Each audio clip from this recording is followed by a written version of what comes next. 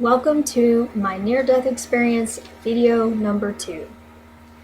In this video, I'm going to answer the first 10 questions that I got in the comment section of my near-death experience video number 1.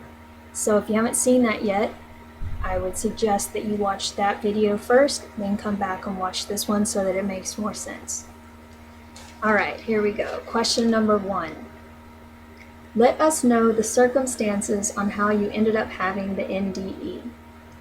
Okay, I'm not going to go into the exact circumstances on YouTube because it was something stupid and reckless and careless on my part that led to me being in this situation.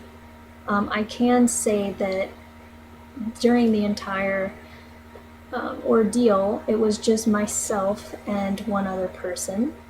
And when I went unconscious, shortly thereafter he called 911 and they were having him monitor my vital statistics. And I believe that I was breathing the entire time, but I was completely non-responsive and unconscious for 15 minutes, about 15 minutes.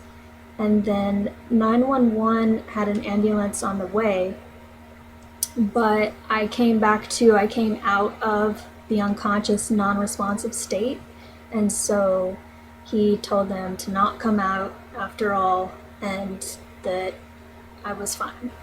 Number 2, are there dogs in heaven? Well, since I didn't actually completely die, I didn't actually completely cross over to another realm, so I can't answer that question 100% yes or no, but I can say that the whole vibe that I got from this experience is that yes, anything that exists is going to keep existing forever. It might change forms. For example, I left my body, so I got to see what it was like to not even have a body. So things might not look the same, but the essence of the spirit will carry on. All right, number 3. When did this near-death experience happen? This happened in the summer of 2011, August 2011. And I call them light beings because this was a realm, a non-physical realm. I couldn't really pin down like a form that they had. I just know that they were full of light and the most unconditional love that you could ever feel, and they embraced me in their arms, and I felt like they were my family.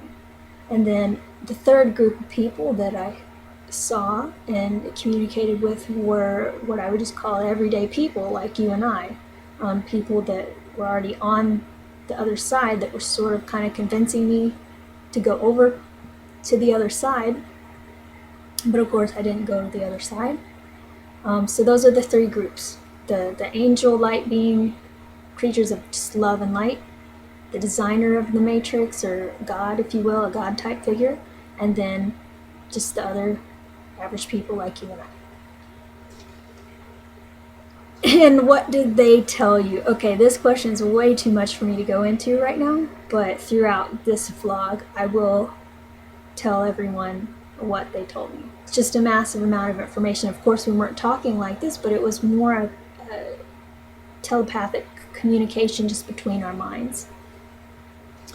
Number 6, did you fight to keep alive? Well, my situation wasn't really that extreme, so I didn't have to fight that hard. It's not like I was in a car wreck or anything like that. I was not severely wounded in the sense of like injuries where I was bleeding to death or anything like that. And that was not the way that I am supposed to go.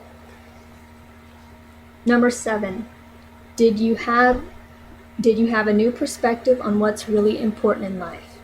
Okay, I've always kind of known this was the most important thing, but reiterated to me, the most important message of my whole NDE experience was that kindness is the most important thing. Everything else is an illusion. The most important lesson of this earth, if this is just a place that we're to learn a lesson, is kindness. That's the lesson of this earth. When you go to this other place, when you leave this body and you're close to, crossing over to a new realm, you're gonna realize and know, oh, I did, I can only speak for myself because this is my near-death experience. I realized even more that kindness is the most important thing I could feel. And I've been a really kind person my whole life, but I could feel times where I was even negligent to certain loved ones. And what I realized is that, well, I'll tell this later, but I did realize where I was failing the most in my life is because I wasn't being kind enough to someone that's very close in my life. So not only is kindness important, but it's the showing of the kindness to people that you might be neglecting.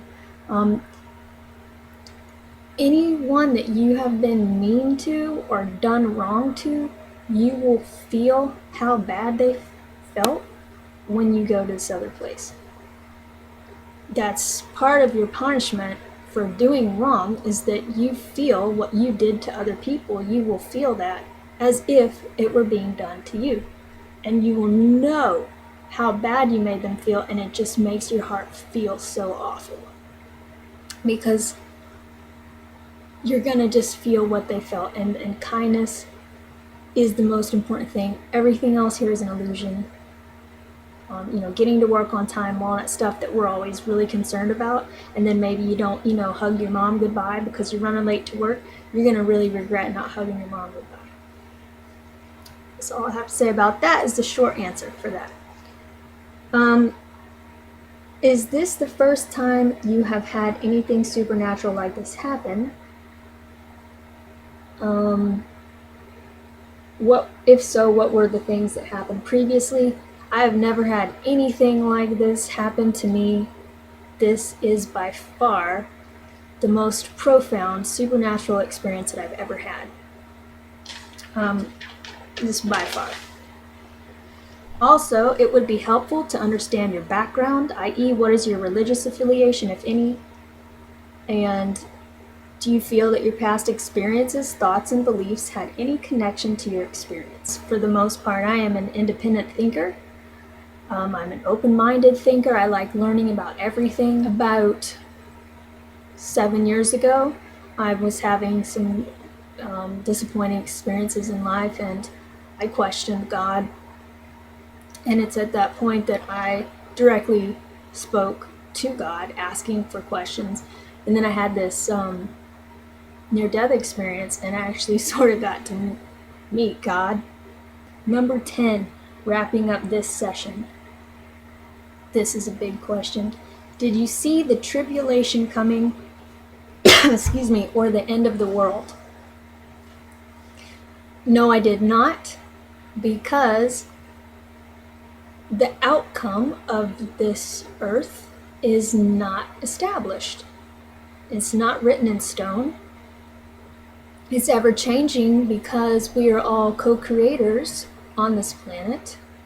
We are all part of God, and the power is within all of us as to what happens to this earth. And again, just leave your questions and your comments in the comment section below. Thank you so much for watching.